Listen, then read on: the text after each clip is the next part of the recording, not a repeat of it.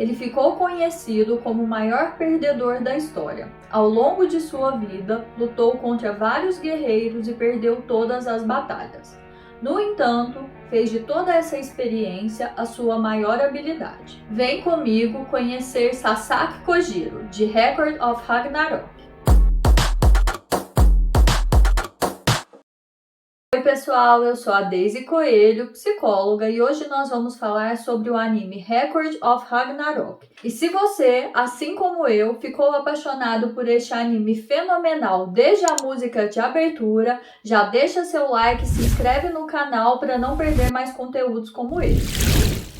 E aí, pessoal, me conta uma coisa, o que vocês pensaram quando Kojiro Sasaki entra no ringue para lutar contra ninguém mais, ninguém menos que o deus dos deuses Poseidon? Eu confesso para vocês que eu fiquei bastante desanimada, principalmente depois da performance maravilhosa do Lubu e do Adão. E então, para a terceira luta contra Poseidon, entra o maior perdedor da história. Nesse momento eu tive certeza, 3-0 para os deuses e já era o fim da humanidade. Mas não é que a gente acaba se surpreendendo, Kojiro Sasaki tem muito a nos ensinar. Desde sua infância, no dojo em que treinava, Kojiro Sasaki não era nada respeitado. Muito pelo contrário. Ele era ridicularizado, visto como alguém que não levava seu treinamento a sério e nem as artes de espadachim. Eles não consideravam que ele treinasse a sério, que ele realmente se dedicasse e esforçasse. No entanto, o funcionamento do Kojiro era um pouco diferente dos demais espadachins. Por quê? Ele considerava muito para lutar as observações que ele fazia sobre o ambiente, seu oponente, os métodos que ele usava, suas principais habilidades, e a partir disso ele imaginava várias vezes a luta em sua mente, e então quando ele conseguia descobrir um jeito de vencer aquela pessoa, já era tarde, ele já tinha perdido, se rendido. Trazendo para nossa perspectiva, tem um autor chamado Albert Bandura que fala exatamente sobre esse tipo de aprendizagem. Ela é conhecida como aprendizagem vicária ou por modelagem, que nada mais é que aquela pessoa que aprende a partir da observação do movimento e do comportamento do outro, e a partir disso ela acaba reproduzindo essa aprendizagem, levando também em consideração as consequências que vêm disso. A partir do momento que ela percebe que alguns comportamentos geram determinados resultados, isso tende a gerar motivação para que eu, como aprendiz, também repita isso devido às consequências positivas que são geradas. No caso do Kojiro Sasaki, ele fazia todo esse movimento de aprendizagem a partir da atenção. Então, primeiro tinha algum movimento no seu inimigo que o fazia prestar atenção nele. No geral, ele desafiava aquelas pessoas que ele considerava grandes espadachins. Então, primeiro vinha a atenção.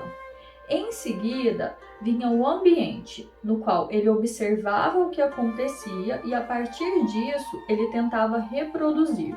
E para ter essa reprodução, ele precisava de uma motivação, que funcionava como um motor no qual ele era impulsionado a, além de aprender aquele movimento, também repeti-lo por meio de uma consequência positiva. Ou seja, quando ele via que aquele movimento funcionava para o seu oponente, ele tendia a repetir aquilo para também ter o mesmo resultado. E aqui vem o melhor de tudo, o Sasaki sempre perdia aquela luta, ele acabava se rendendo. No entanto, a sua aprendizagem não parava por ali. Mas como assim?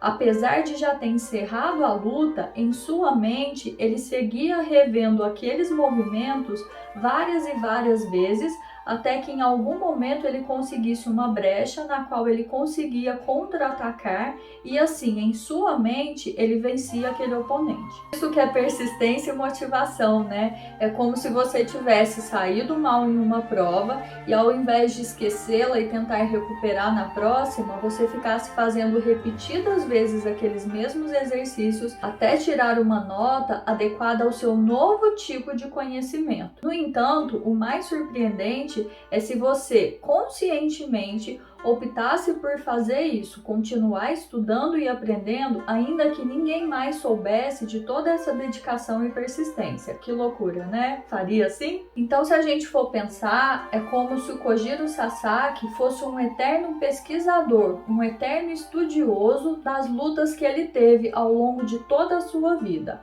Assim, ele acaba levando consigo o aprendizado de todos os oponentes que ele teve ao longo de cada uma de suas batalhas e de suas perdas tão famosas. E é importante pontuar aqui que o Kojiro Sasaki não considerava apenas os outros grandes espadachins com os quais ele lutava. Ele também valorizava e aprendia com toda a natureza, inclusive com os próprios animais, nos quais ele se inspirava para descobrir novas técnicas e estratégias de luta. Outro fator é o quanto ele cuidava de si e da sua saúde para estar bem para suas lutas. Ele meditava, ele se alimentava bem, ele cuidava tanto de sua mente quanto de seu corpo a todo tempo, pois ele sabia a importância de estar saudável para ter boas lutas e assim chance de vencer. Mas afinal, por que todas essas questões são importantes? Porque elas foram fundamentais para que o Kojiro Sasaki tivesse condições de lutar contra Poseidon, o deus dos deuses. Só tem um porém nessa história. Ao longo de toda a sua trajetória, o Kojiro nunca havia vencido nenhuma luta. E agora, como é que ele conseguiria fazer isso? Será que ele tinha alguma chance? Até porque dessa vez ele não poderia se render e depois ficar imaginando a luta em sua mente até consegui-la vencer.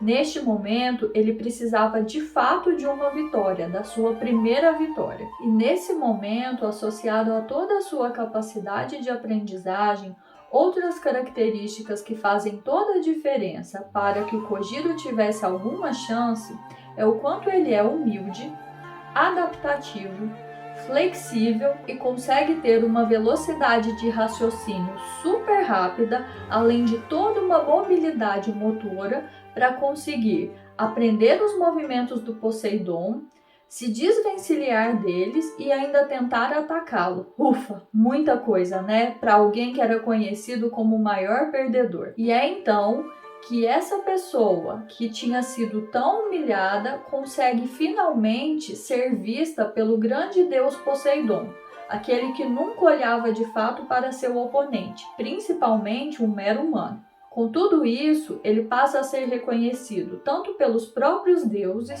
como também pelos seus iguais, os espadachins com quem ele tinha lutado e que até então o viam apenas como um perdedor.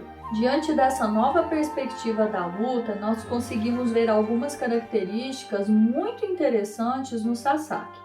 Por exemplo, ao longo de toda a sua vida, ele nunca teve dependência de reforço externo. Ou seja, o que as pessoas pensavam e diziam sobre ele nunca teve o poder de alterar ou fazer com que ele duvidasse de si mesmo e da sua importância. Como ele tinha muito claro para si mesmo o motivo dele sempre perder as lutas, ele não se importava de fato com isso, ele não se importava com o resultado, porque o que ele buscava era aprender e aprimorar cada vez mais as suas técnicas. E com isso ele conseguiu viver toda a sua vida, não se deixando afetar pelos comentários externos. No entanto, ali na luta, no momento em que ele não tinha real conhecimento de qual era o seu limite, afinal ele nunca tinha chegado até ali, ele nunca tinha lutado contra um deus, quando ele começa a duvidar de si mesmo e da sua capacidade de continuar, o apoio que foi oferecido pelos seus iguais foi fundamental para que ele recobrasse a importância da luta, a magnitude de tudo aquilo que ele estava fazendo e quantas pessoas dependiam dele, para voltar a si e continuar enfrentando Poseidon até conseguir a nossa tão sonhada vitória. E agora finalmente estava 2-1 para os deuses. E é interessante pontuar que foi a partir desse momento, foi a partir dessa hora em que as pessoas dão todo esse apoio, que ele descobriu uma nova habilidade em si mesmo, que ele conseguia aprimorar esse aprendizado não após a luta, mas durante a luta, que assistindo seu oponente tentando prever os movimentos dele consecutivas vezes, ele tinha a capacidade de finalmente vencer durante a batalha e não após o término dela. E um momento que eu achei muito bonito e especial foi quando a gente consegue ver que os espadachins estão se reconhecendo em todos os movimentos do Kojiro Sasaki. Ou seja, ele não está lutando sozinho. Cada um dos oponentes que ele teve ao longo de toda a sua vida lutaram junto com ele nesta luta contra Poseidon. E talvez seja exatamente por isso que essa foi a primeira vitória que a humanidade conseguiu ter.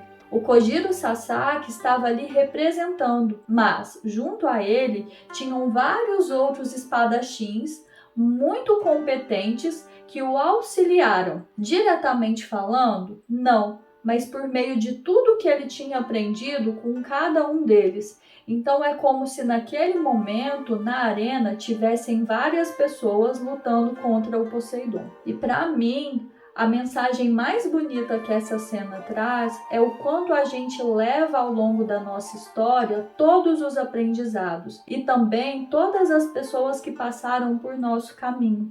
Ali ele tinha toda uma rede de suporte social que permitiu que ele fosse até o fim nessa luta de vida ou morte e que representava nada mais nada menos que a extinção da humanidade. E aqui eu faço uma pergunta muito especial para você. Quem são as pessoas que hoje fazem parte de tudo que você conseguiu realizar? Quem são seus mestres, amigos, companheiros que te ajudaram a chegar até aqui? E quem são aqueles nos quais você se inspira para ajudá-lo a alcançar tudo o que você mais deseja? E então, como Kojiro Sasaki venceu Poseidon? Eu acredito que foi por meio de tudo que ele aprendeu ao longo de toda a sua vida. E que foi com muito respeito e admiração que ele aprendeu e absorveu o conhecimento de todos aqueles que tinham passado por sua existência, e então naquele momento de vida ou morte ele teve condições de usar todos os seus conhecimentos, técnicas e estratégias para finalmente a humanidade poder ter uma vitória contra os deuses. Então, uma vez que nós humanos não somos perfeitos como os deuses, cabe a nós seguir aprendendo a cada dia, olhando para os nossos erros, tentando ter autocompaixão e nos perdoar por tê-los vivenciado, mas acima de tudo, aprendendo sempre, porque estamos aqui em um constante processo de evolução. Ninguém chega pronto. Então, se perdoe por tudo aquilo que não foi exatamente como você acha que deveria ter sido.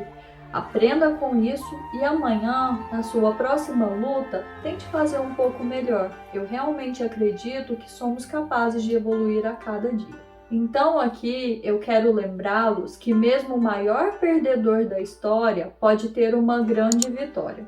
Confie em você. Muito obrigada por ter ficado até aqui, um beijo e até a próxima!